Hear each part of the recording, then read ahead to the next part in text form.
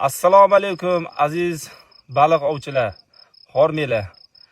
Mana kuz mavsumi boshlandi. Chorva suv omborida 28-sentyabr kuni kelib, mana 29-kech tushganda mana qaytyapman. Bir sutkalik rezultatim. Mana baliqlarim.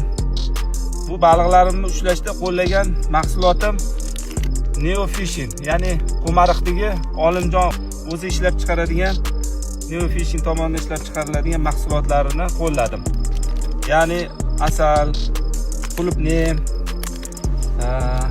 bularni prikormkalarga ishlatib boquvga mamaliga qildim. Suxoy mamaliga olib. Aziz muxlislar,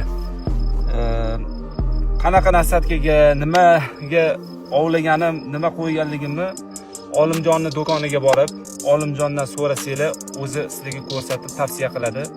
Shaxsan o'zim ham Olimjonni olib ketganman nasatkalarga. Olimjonga uchrashasizlar, Qumariqdagi Neo Fishing do'koniga uchrashasizlar. Mana eng katta trofeyim mana. Aziz muxlislar.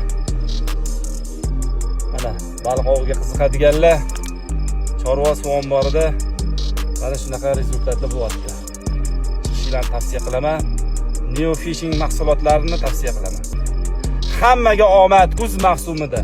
Kelinglar endi Alisherlar, jamoalarim. Bularning ham o'zining baliqlari bor.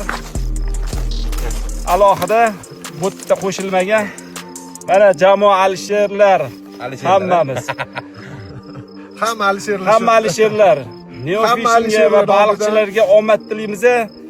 Kimga qiziqarli bo'lsa, Qumariqdagi Olimjonga Neo Fishingga uchrashinglar, nima qo'ygan borsanglar, o'zlari qanaqa ishlatishi, qanaqa nasatkalar qo'yish to'g'risida ma'lumotlarni hammasini ularga tushuntirib qo'yamiz. Ular sizlarga batafsil ma'lumot berib o'tadilar va o'zingizlarni o'yinlarni natijalarini yanada kuchaytirishga sizlarga Neo Fishing mahsulotlari yordam beradi. Doimo biz bilan birga bo'linglar. Tavsiya qilamiz mana.